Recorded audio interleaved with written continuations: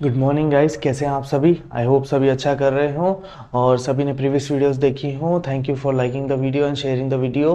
Please please please और ज़्यादा share करें, सब्सक्राइब करें चैनल को अगर आपको कंटेंट पसंद आ रहा है। I am making continuously daily videos for you all. अब जो force and laws of motion वाला चैप्टर है, इसका लास्ट टॉपिक हमारा बचा है, जैसा कि मैंने लास्ट वीडियो में भी आपको बताया था, कंजर्वेशन ऑफ मोमेंटम। ठीक है, तो मोमेंटम को कंजर्व करना बस ये लास्ट टॉपिक है। इसके बाद में हम न्यूमेरिकल्स प्रैक्टिस करेंगे भर भर के, कोशिश करूंगा भर भर के और आपको भी प्रैक्टिस कराता रहूं। ठीक है, तो कंजर्वेशन ऑफ मोमेंटम समझना होगा हमको। अब यार कंजर्वेशन ऑफ मोमेंटम होता क्या है सर? देखो, मोमेंटम क्या होता है, पहले तो सबसे पहले दुनिया में जब भी कोई चीज़ समझनी हो ना, सबसे पहले ये समझो, यहाँ लिखा है कंजर्वेशन ऑफ मोमेंटम। क्या लिखा है? Conservation of momentum.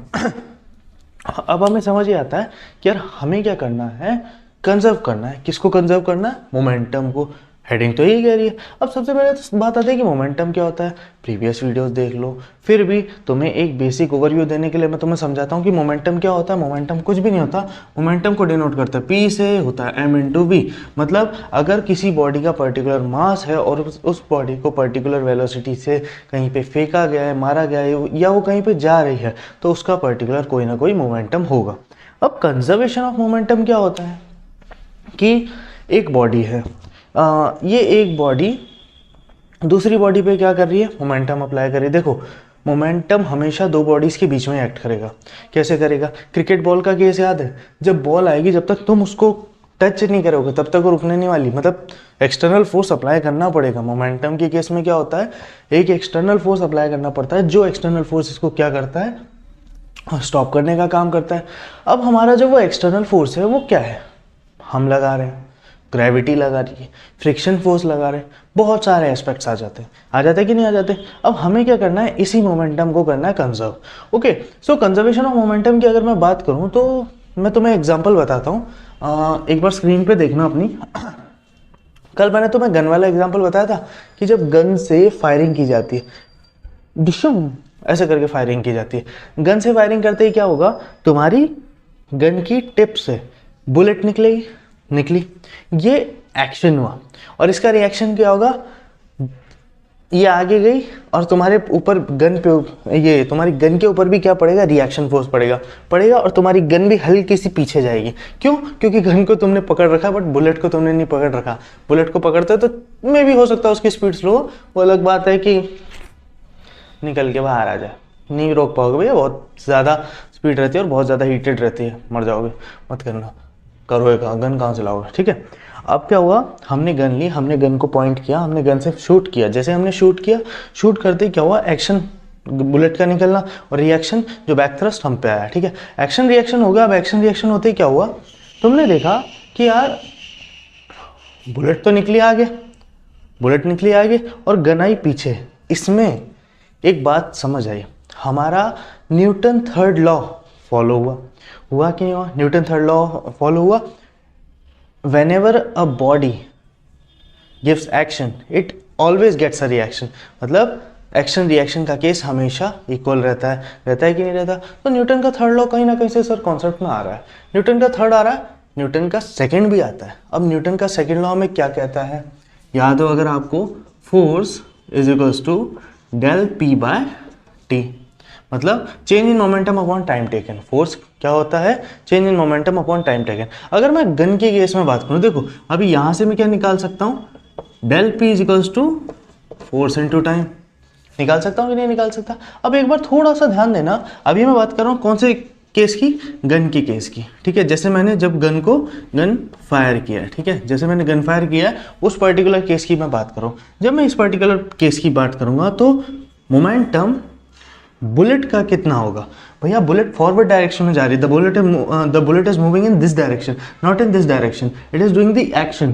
तो इसका मोमेंटम हो जाएगा फोर्स इनटू टाइम। ओके, छोटा लिख दिया शायद, फोर्स इनटू टाइम। बट जो गन है वो रिवर्स थ्रस्ट ले रही है। क्या ले रही है? Reverse thrust. तो इसका मोमेंटम क्या हो जाएगा, minus force into time, because Newton third law says कि एक्शन और रिएक्शन दोनों इक्वल होने वाले तो ये दो, सॉरी यहाँ जी, अरे मैं लिखने में कंफ्यूज हूँ, पीजी। ठीक है, तो बुलेट का मोमेंटम गन का मोमेंटम दोनों इक्वल रहने वाला है because action and reaction forces are equal. Equal होंगे यार, इक्वल होंगे सर, ठीक है सही बात है। तो ये दोनों तो गन पे ही लग रहे हैं ना, इसका मतलब मोमेंटम ऑफ बुलेट और मोमेंटम ऑफ गन आपको चेक करना होगा क्योंकि ये दोनों तो इक्वल है, मतलब जितना उसने इसको मारा उतना इसको मारा, ठीक है।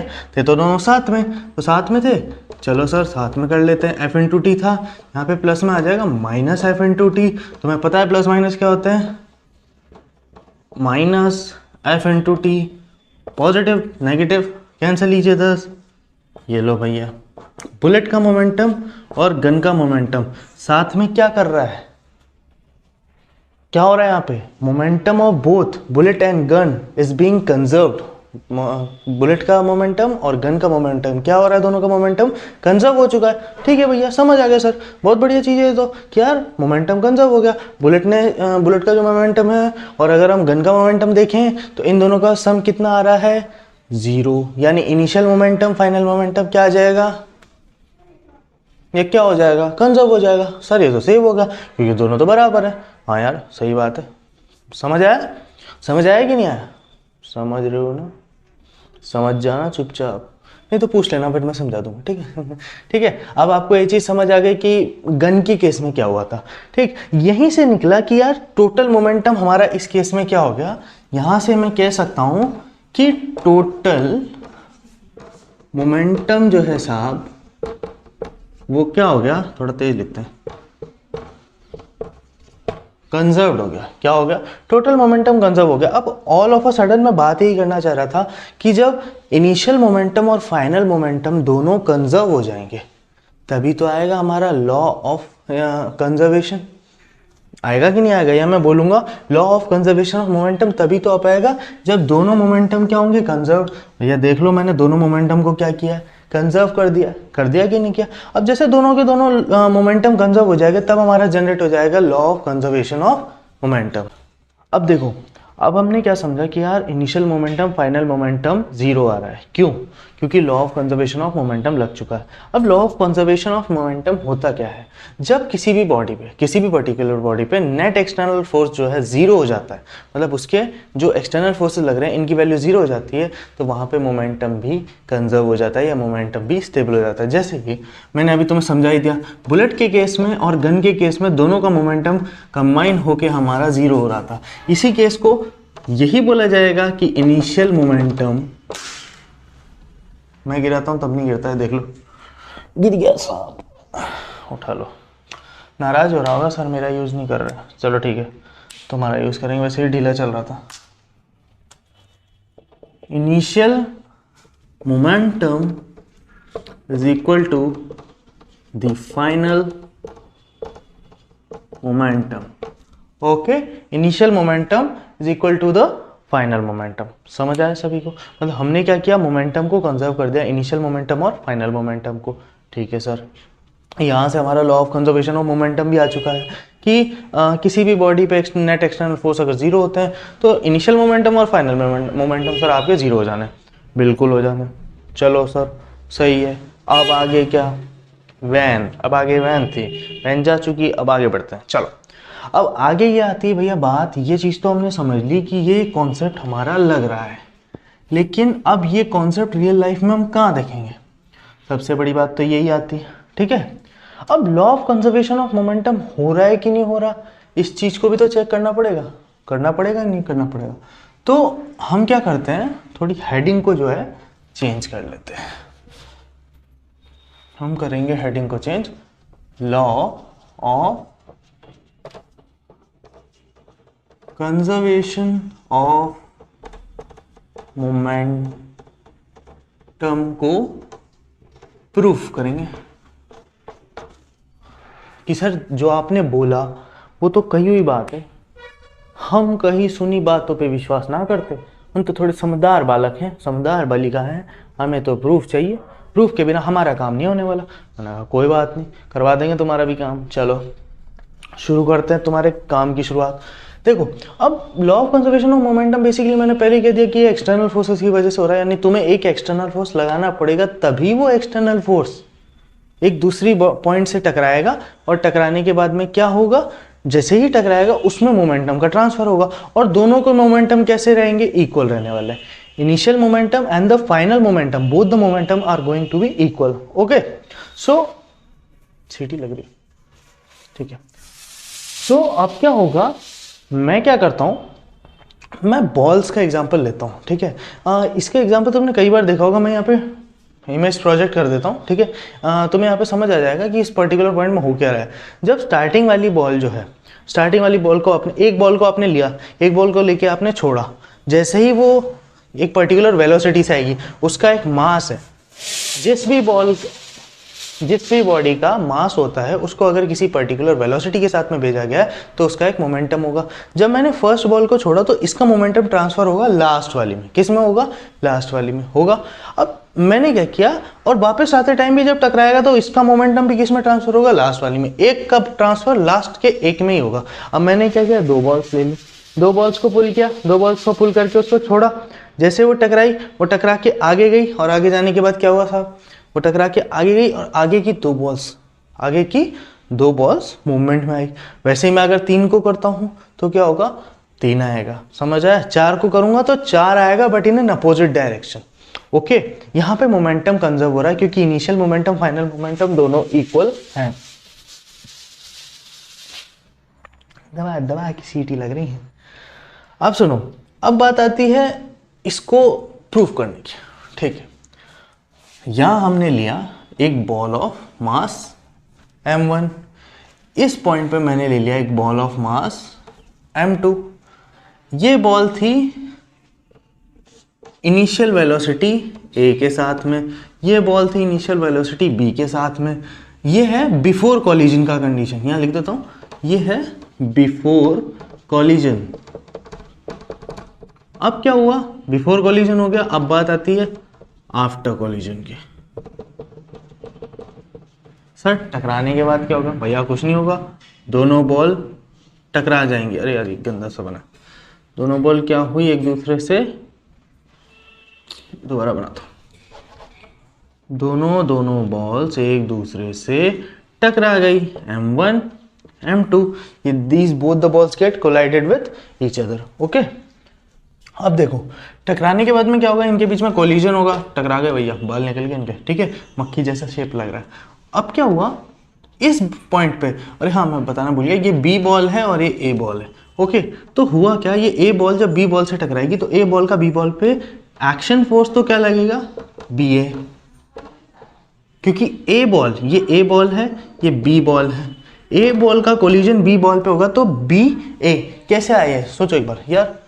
फोर्स सर बी ए कैसे लग सकता है, अरे ऑब्वियसली बात है ना, बी आगे जा रही है ना, ए पीछे रह रही है। मैंने अभी बताया, तो मैं डायग्राम में दिखाया ना, बी वाली बॉल आगे जा रही है, ए वाली बॉल पीछे रह रही है। यहाँ के केस में क्या रहेगा, एफ ए बी, क्योंकि अपोजिट है, एक्शन रिएक्शन का केस आ जाएगा। इस पॉइंट पे क्या लग रहा है, इस पॉइंट पे एक्शन लग रहा है, अपोजिट वाले में क्या लगेगा, यहाँ वाले पे रिएक्शन लगेगा, लगेगा कि नहीं लगेगा। अब कोलिजन हो चुका है, मतलब ये at the time of collision है, मैं आफ्टर कोलिजन नहीं बोलूंगा, इसको मैं at the time of collision भी बोल सकता हूँ, ठीक है। इसी के साथ में अगर मैं बात करूं, इसको कर देते हैं at the time of collision. अब बात आती है आफ्टर कोलिजन की। टकराने के बाद क्या हुआ साहब, टकराने के बाद कुछ नहीं हुआ भैया, ए बॉल जो थी स्टार्टिंग वाली, इसने अपना मास जो अपनी जो वेलोसिटी है ये ट्रांसफर कर दी बी बॉल को, ठीक है। तो इसका क्या हो जाएगा, एम ए वी ए, पहले इनिशियल यू ए था, अब क्या हो जाएगा एम ए वी ए। और सेकेंड बॉल का बी बॉल पे मोमेंटम क्या आ जाएगा, एम बी वी बी, ये हो जाएगा कि नहीं होगा, ठीक है। और ये इस डायरेक्शन में मूवमेंट रहेगा और इसका डायरेक्शन बेसिकली बिल्कुल मतलब ऐसा समझ लो ये रहेगा। डायग्राम से समझा जाए, मैं कैसे बताऊं तुम्हें, देखो मैंने क्या किया, ये बॉल लाया, इसको लिया, इस पे टकराई, जैसे इस पे टकराएगी तो क्या होगा, मोमेंटम इस पे ट्रांसफर हो जाएगा, फिर इस पे टकराई इधर आ गया, इस पे टकराया इधर आ गया, समझ रहे हो मेरी बात। तो क्या हुआ, at the time of collision, time of collision पे क्या हुआ, फोर्स ट्रांसफर हुआ, मोमेंटम का ट्रांसफर हुआ। अब ये वाली बॉल आगे जा रही है, पर ये वाली बॉल अपनी जगह पे रुक जाती, क्योंकि इसने अपना पूरा मोमेंटम किसको दे दिया, इसको दे दिया, तो मोमेंटम चेंज हो ही नहीं सकता ना। या ये होता कि यार ये आया टकराया, इसके साथ साथ जा रहा है, तब वो एक कंडीशन आ जाती, बट दोनों टकरा के साथ साथ नहीं जा रही, हो क्या रहा है, ये आया टकराया, टकराने के बाद में यहाँ से ये आगे गई और ये वाली रुक गई, फिर ये आया, इससे टकराया, ये रुक गई और ये सब भाग गए। ये है कहानी। समझ आया सभी को? आई होप समझ आया हो। मैं भी इतना प्रोफेशनल वीडियो एडिटर नहीं हूँ ना, मुझे इतना कुछ आता है, ठीक है, नहीं तो मैं आपको प्रोफेशनल तरीके से चला चला के दिखाता, ठीक है। समझ आया सबको? ठीक है। अब ये तो सर हो गया डायग्राम की बात, आपने डायग्राम समझा दिया। अब हमें ये समझाओ कि इसको कंजर्व तो आपने कर दिया डायग्राम के अकॉर्डिंग, मैथमेटिकल प्रूफ क्या है? क्योंकि हमारे साइंस में साइंस से ज़्यादा मैथ्स की इज्जत होती है। फैक्ट है, मजाक नहीं कर रहा, सीरियसली बोल रहा हूँ। साइंस से ज़्यादा इज्जत मैथ्स की होती है, ठीक है, क्योंकि मैथ्स में प्रूफ नहीं करोगे ना तब तक तुम्हारा कुछ नहीं होने वाला।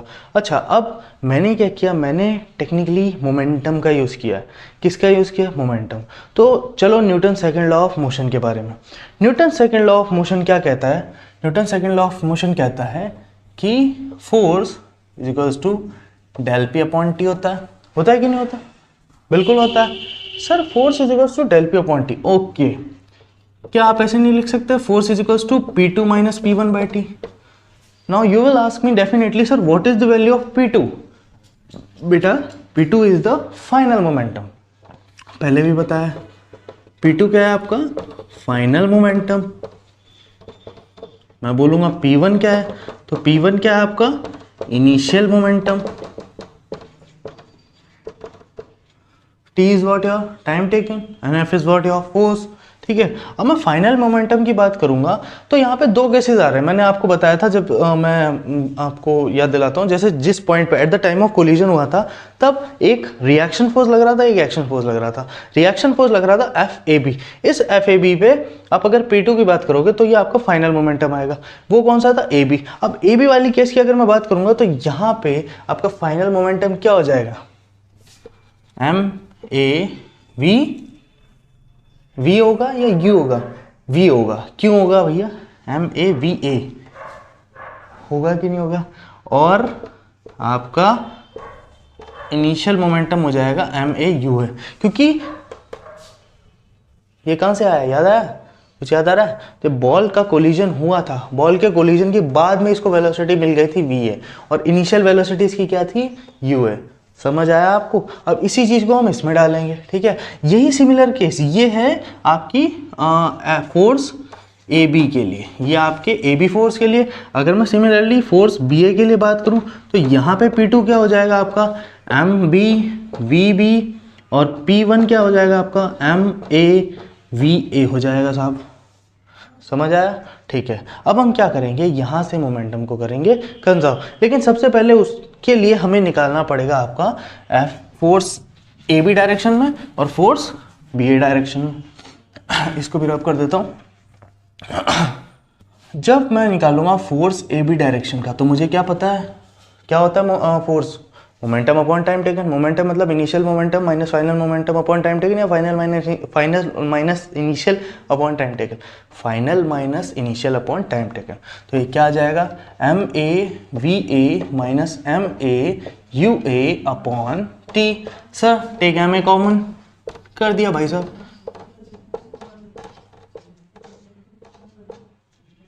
MAVA minus UA upon T आ गया।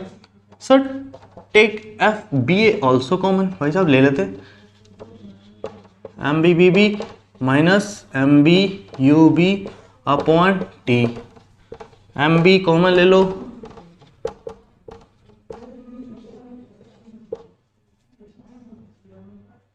सही है, MBBB minus UB upon time taken, ठीक है। आपके पास दोनों चीजें आ गई। अब यार मैंने आपको अभी अभी बताया था कि होता क्या है कंजर्व मोमेंटम, बिल्कुल होता है। आपको ये भी बताया था फोर्सेस अपोजिट होते हैं और इक्वल होते हैं। जितना इधर जा रहा है गन का एक्शन उतना ही इधर क्या आ रहा है गन का रिएक्शन। आएगा कि नहीं आएगा? तो अगर मैं बात करूं F ऑफ BA की, अगर FBA आगे जा रहा है, हमारे केस में क्या है FBA आगे जा रहा है और FAB पीछे आ रहा है कि नहीं आ रहा? जो FAB पीछे आ रहा है वो इक्वल होगा लेकिन अपोजिट डायरेक्शन में होगा कि नहीं होगा? इक्वल होगा but in an opposite direction होगा, ठीक है। वैल्यूज पुट कर दो। ये फर्स्ट वैल्यू है FAB की, सेकंड वैल्यू है BA की। पहले मैं BA को डालेंगे, BA की वैल्यू आएगी MBBB minus UB upon T is equals to minus negative of M A V A minus U upon time taken. आ गया। और अब यहाँ से क्या समझ आएगा यार, ये तो आ गया, तो एक काम करो, दोनों नीचे नीचे वाले टी तो हम काट सकते हैं, अपोजिट है, इक्वल है, उड़ा दो। ठीक है, इसको नेगेटिव वैल्यू को अपन चेंज कर लेंगे, लेकिन पहले इसको ओपन करेंगे। ठीक है, तो आगे ऊपर करेंगे। मिटा रो, जल्दी पढ़ाने जाना है। चलो, इससे पहले स्कूल वाले डांटे। चलो, इसके बाद क्या आती है बात, अब देखो हमने क्या करना है, इस पूरे को सॉल्व आउट करना है। ठीक है, तो यहाँ आ जाएगा एम बी, मल्टीप्लाई कर दो अंदर, वी बी ब्रैकेट ओपन करके minus m B you b, और इधर क्या आ जाएगा एम ए वी ए, लेकिन माइनस का हो जाएगा, बाहर माइनस लगा एम ए वी ए, और ये माइनस माइनस हो जाएगा plus M A U A. आ गया समझ सर? अब देखो M A V A, M A U A, M B V B, M B you B. आ गया यार, ध्यान दो, एक बार ध्यान देना। एक काम करो, v वालों को साथ में ले लो, u वालों को साथ में ले लो, सारे पॉजिटिव हो जाएंगे। चलो ये करते हैं sir, M B V B plus M A V A is equals to M A U A plus M B, sorry मैंने कुछ गलत तो नहीं कर लिया, हाँ M B you B. Okay, आ गया कि नहीं आ गया, M B V B plus M A V A, और ये उधर चल जाएगा M A U A plus M B you B. आ गया? आ गया सर। सर इसमें कुछ कॉमन आ रहा है क्या? नहीं आ रहा, लेकिन मैं अगर दिमाग लगाऊं तो अगर मैं सोचूं, क्या ये मोमेंटम ऑफ बी ए नहीं है? है कि नहीं? बी बॉडी का मोमेंटम, ए बॉडी का मोमेंटम, ए बॉडी का मोमेंटम और बी बॉडी का मोमेंटम। आ रहा है कि नहीं आ रहा? बी बॉडी का मोमेंटम, ए बॉडी का मोमेंटम, ए बॉडी का मोमेंटम, बी बॉडी का मोमेंटम। आ रहा है कि नहीं आ रहा? बिल्कुल आ रहा है सर। तो सर ये समझ आ रहा है मोमेंटम तो इक्वल होगा, मोमेंटम तो बिल्कुल इक्वल होगा। हाँ यार, ये तो प्रूफ हो रहा है। इससे हमें क्या समझ आ रहा है, इनिशियल मोमेंटम और फाइनल मोमेंटम जो है, देखो अगर मैं इस पर्टिकुलर की बात करूं, ठीक है, एक मिनट को इसको साइड करो, इस पूरे की बात करूं तो मैं इसको बोल सकता हूं टोटल मोमेंटम। बोल सकता हूं कि नहीं बोल सकता? क्योंकि ये बाद में हो रहा है, बी ए बी, यार ये तो इनिशियल मोमेंटम था अपना, टोटल मोमेंटम, इनिशियल मोमेंटम। क्या समझ आया कि total momentum is equals to किसके है, इनिशियल मोमेंटम के आ रहा है। और मैंने स्टार्टिंग में तुम्हें समझा दिया था कि भैया ये बादल वाली कंडीशन जब भी आ जाएगी डुक डुक डुक डुक, तो तुम्हारा क्या प्रूफ हो जाएगा? प्रूफ तुम्हारा ये हो जाएगा कि हाँ भैया यहाँ पे law of conservation of momentum dot लग रहा है। लग रहा है कि नहीं लग रहा? समझ आया यहाँ तक सभी को कि नहीं आया? बताओ मुझे, बताओ क्या मतलब, कमेंट सेक्शन में बताना ज़रूर। समझ आया कैसे हमने इसको प्रूव किया, कैसे हमने इसको निकाला, और कैसे बॉल के कोलिजन से मोमेंटम का ट्रांसफ़र हुआ? अब तो समझ जाना चाहिए यार, इतना डिटेल में समझाया। छोटा सा टॉपिक था, पता है ये टॉपिक स्कूल वगैरह में कराता हूँ ना, 10 मिनट में निपटा देता हूँ। ये है क्या, डेरिवेशन करना है, कंजर्वेशन ऑफ मोमेंटम क्या समझाना है, बस समझिए, चमाट चमाट लगाओ, 2 बार तो समझ जाते हैं। ठीक है, अब हमें यहाँ से समझ आ गया law of conservation of momentum, इसका प्रूफ भी हमने मैथमेटिकली निकाल लिया, law of conservation of momentum को भी हमने समझ लिया, कंजर्वेशन ऑफ मोमेंटम को भी समझ लिया। इसी के साथ हमारी force and laws of motion का एंड होता है of theory part, not of numerical part but of theory part. Theory part complete होता है। अब हम स्ट्रेट फॉरवर्ड न्यूमेरिकल पार्ट में जाएंगे। न्यूमेरिकल पार्ट के लिए देखो मैं आपको एक चीज़ बताता हूँ, मैंने 2 आइडिया सोचे हैं, क्योंकि मैं आपको भी प्रैक्टिस कराना चाहता हूँ और मैं भी कुछ न्यूमेरिकल्स कराना चाहता हूँ। मुझे कोई दिक्कत नहीं न्यूमेरिकल्स कराने में, मैं चाहूँ तो सारे करा सकता हूँ, बट फिर तुम क्या करोगे? ठीक है, तो आप लोग एक काम कर सकते हो, मैं शायद नेक्स्ट वीडियो में, है ना, एक PDF का लिंक नीचे डिस्क्रिप्शन बॉक्स में डाल दूंगा। ठीक है, तो उसको देखना ज़रूर, PDF के लिंक को। और आप उसमें से क्वेश्चंस करो। देखो क्वेश्चन सारे अटेम्प्ट करो और प्लीज़ मुझे कमेंट सेक्शन में बताओ यार, देख रहे हो तो प्रैक्टिस भी करो। एक बात हमेशा याद रखना, देखने से चीज़ें आती ज़रूर है, पर जब तक कलम नहीं चलाओगे तब तक कुछ नहीं कर पाओगे। ठीक है। एक बच्चा मेरे पास आया था बहुत पहले, एक छोटी सी मोरल स्टोरी टाइप है। एक बहुत पहले एक बच्चा आया था, कह रहा सर मेरा दोस्त बहुत पढ़ता है, दिन के 12-12 घंटे पढ़ता है, 90% ले आता है। मैंने कहा तू दो तो पढ़, तू दो तो पढ़। वो 12 पढ़ता है, लेकिन वो हफ्ते में 2 बार 12 पढ़ता होगा, क्योंकि नहीं होता, बॉडी सस्टेन ही नहीं कर पाती। झूठ है ये। हाँ ये हो सकता है एलियन वाला, मतलब एक होता ना ब्रिलियंट माइंडेड स्टूडेंट, बहुत दिन रात लगे हुए या जिनके घर वाले काम नहीं कराते, ठीक है, वो हो सकता है। बट रियलिटी यही है कि भैया हर इंसान के बस की बात नहीं होती। देखो each and every mind is special.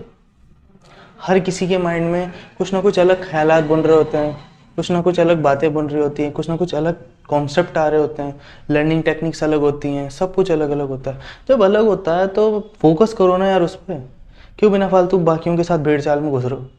अरे नहीं होता तुमसे लिख के याद, कोई बात नहीं, ऑडियो लगा लो कान में। मैं तो कह रहा हूँ मेरी वीडियो समझ नहीं आ रही, मुझसे पूछो, क्वेश्चंस ट्राई करो। एक बात याद रखना, हम क्या सोचते हैं, मैं भी यही सोचता हूँ कि यार क्वेश्चंस ना ही करें, अवॉइड करते थे सर, लास्ट में जानते थे। पता है मैं जिस स्कूल में लास्ट में था, इससे पहले वाले स्कूल में, ठीक है, पास में ही है, बहुत अच्छा स्कूल था, ठीक है, बच्चे बहुत प्यारे थे, देखते भी हैं मेरी वीडियो। उसमें पता है वो लोग जानते हैं कि जब मैं क्वेश्चन देता था मैं कैसे देता था, और मैं उनको चैप्टर समझाते ही क्वेश्चन में लगा देता था। ठीक है। जब उनका रिजल्ट आया 8th क्लास का, अब वो बच्चे 9th में, जब उनका 8th क्लास का रिजल्ट आया ना, तो मुझे लिटरली बहुत खुशी हुई थी, क्योंकि एक एक बच्चे ने, मेरी क्लास के एक एक बच्चे ने A ग्रेड स्कोर किया था। But due to certain reason वो कोचिंग मुझे बंद करनी पड़ी और बच्चे वापस भी नहीं आए। Field bad, but still okay, life है। मैं रुकेगा नहीं, और दीपक मैं झुकेगा नहीं साला।